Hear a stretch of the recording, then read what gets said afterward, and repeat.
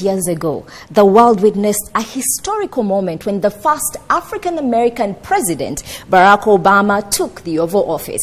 And the expectations were high from the black community in the United States, the whole world, and most especially for Africa, who felt he belonged home and should have done a lot more, or could do a lot more, while he was in office. Well, tonight we talk President Barack Obama's legacy on Primetime Live. Welcome. I'm Isabelle Masozera, and he has achieved a lot from making sure AGOA goes on for the next 10 years to power Africa, the trade initiative, a lot that he has done.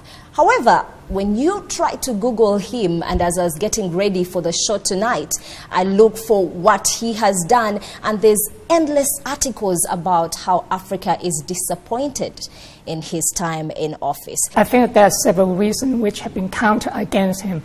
There was overall expectation because he was the first black American.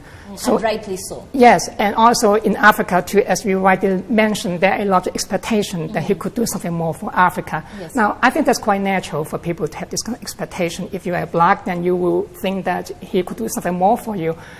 However, put that aside for the moment, you also ask the question if he has been obstructed. I think there's some truth about that too because of his relationship with the Republican Party. And the Democratic Party and the Republican Party has been competing about it. So it makes life a bit more difficult for him. I think that if you are a great president, you should do something to unite. That's what makes... Are you saying he didn't do enough to unite? Look at the three greatest American presidents, Washington, Lincoln, and Roosevelt. They faced the same problem, but they had the ability to unite. When you say unite, who are you talking about? That means that if you are a great leader, you should have the ability to allow people to work together with you, to unify them, even though when they are polarizing, a great leader means you have the political ability to make people work for you. That's why, by definition, politics is the art of the impossible. That means that if you are a great leader, you should be able to make people do things for you in a way they may not be able to do for you. He says that in his first term, he faced a lot of resistance, and he faced a lot of problems that he probably inherited from Bush. And then the second term is the only time he had to do something. Do you agree with that? No, I disagree. I think there is just an excuse for that. Look, anyone who succeeded George Bush, the junior, could be better, no matter what you, because he messed up so much. Are you saying the yardstick for Barack anyone, Obama even was in Trump, low? Clinton, anyone who, if they were to succeed him, could have done so much better, because Bush was ranked by many American historians as one of the worst American presidents in the modern era. In fact, last time when I looked at the data, he was ranked number 7 or number 6 or number 5 in terms of the worst, not in terms of the best. Now, having said that, we need to be much more concrete in the sense that if you think he's the greatest, what has he done to achieve? If you say that he's not, then what has not done? Now, look at all the things that he said that he would have done, but he did not do it. Look, the nuclear-free world, he did not do that. The climate when you change, say he didn't do that, let's go back to the nuclear-free world. What exactly are you referring to? Because he wants to have a nuclear-free world in the sense that he get rid of the nuclear weapons. To try and shut down the different countries that were nurturing these weapons. Yes, he has a vision. That's why he was awarded the Nobel Peace Prize. Part of that because of his vision, that he wants to reduce the nuclear weapons of the major powers. He failed to do that? He did not do that. Number 2, he wants to close the Guantanamo base to avoid torture. He did not do that. And number 3, he wants to reset the relation with Russia. He did not do that.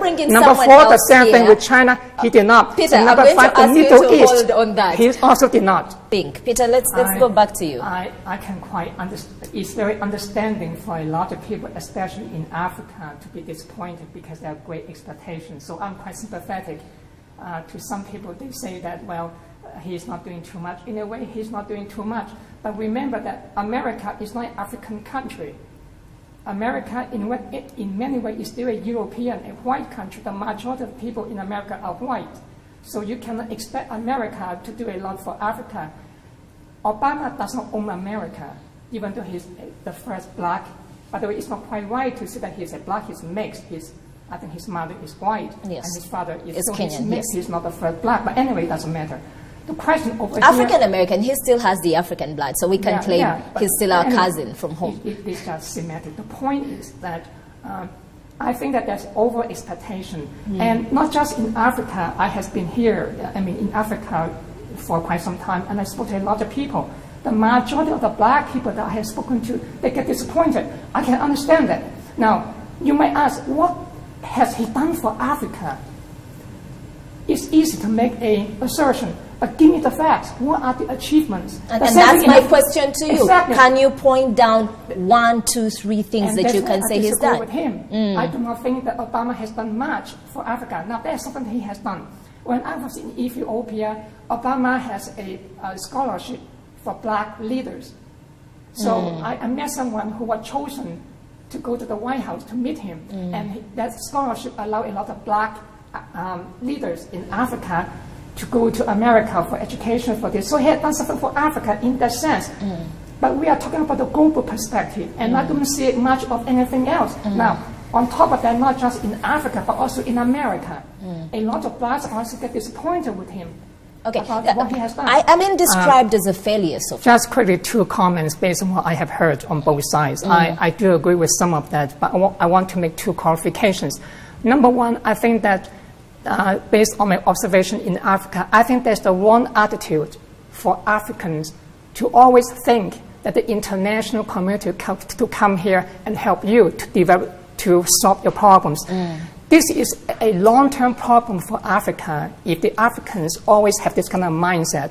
Based on my research over here in Africa, time again and again and again, when I talk to the local black population, they always say, well, the United Nations do this, China should help us do this, the US should help us do this. And when you have in West Africa, when the Ebola epidemic, they ask the US, UN, China come and give them donation, this and that. I think they should stop this kind of mentality, that you ask other people to come in and solve your own problem, international aid. So this is one of the ways that Africa can actually do that is if it gets the support that it needs in the right places, open opportunities for trade. But I'll ask you this question. I have no problem about the foreign aid. I'm just saying that do not become too dependent on it to the point that you have the mindset over here. That's one problem. Another problem related to that is the other side of the same coin.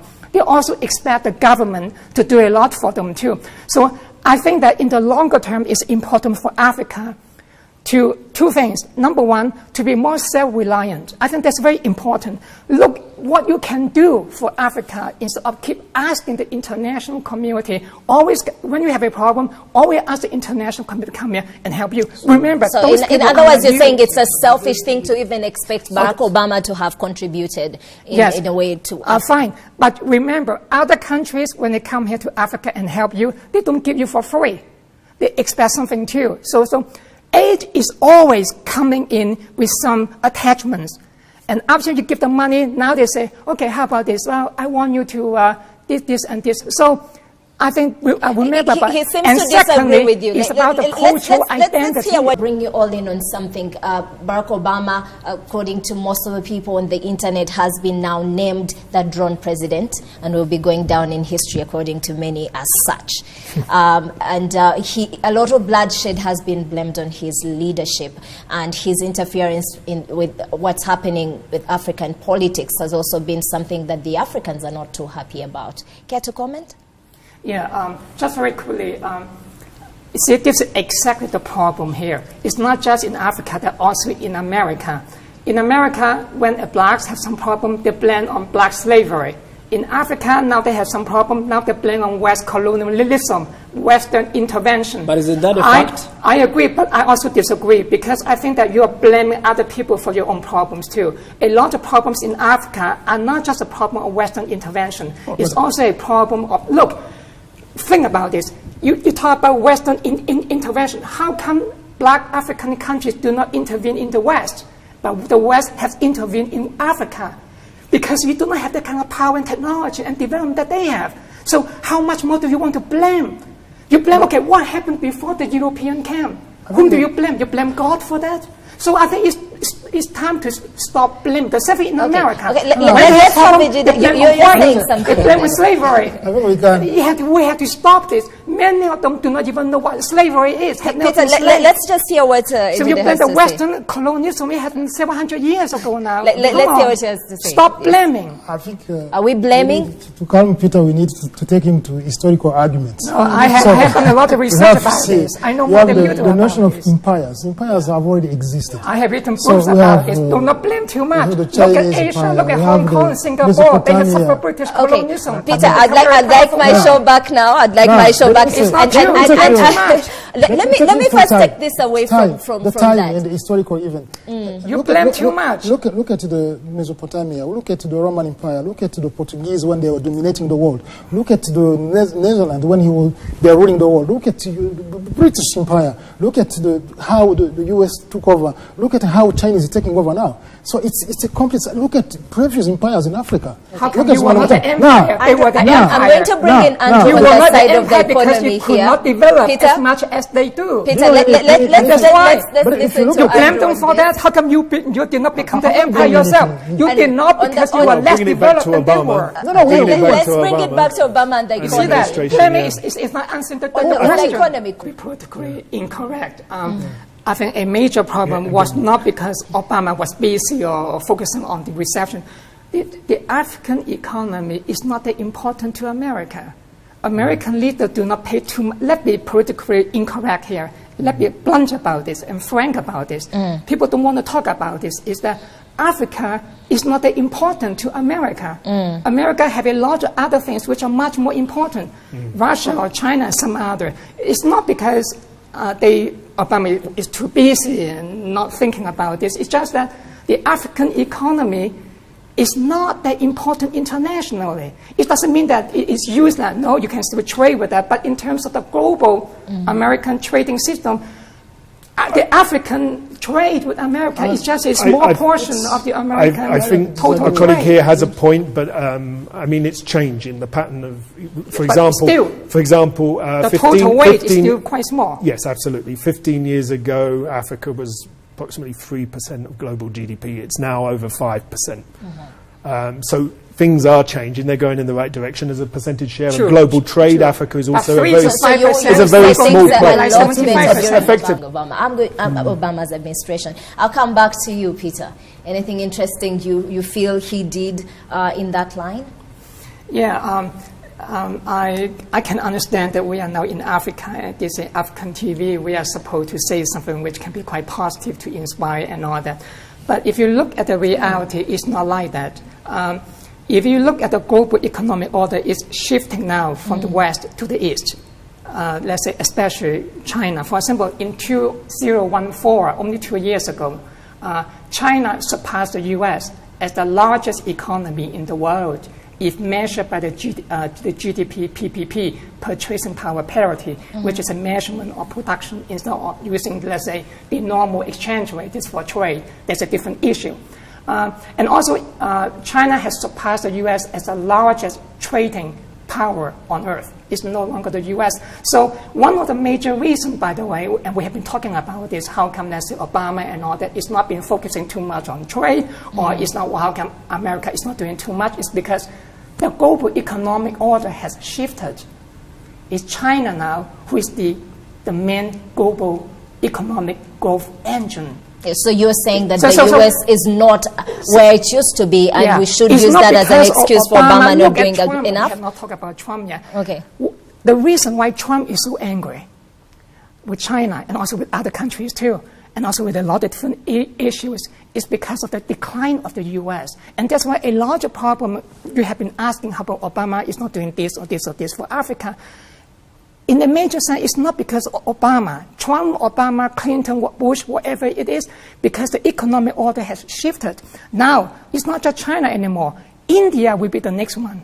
And that's why I have talked about this more than 10 years ago in my publication, is that if China and India now is going to be pick up that kind of economic engine, which the West has been dominant for a long time. So we have to put into the historical perspective. And this even more so, let's say, in the next decade or even several decades after. We had for you, Isabelle Masozera is my name. This is Primetime Live, and we come back to you next week. Good night.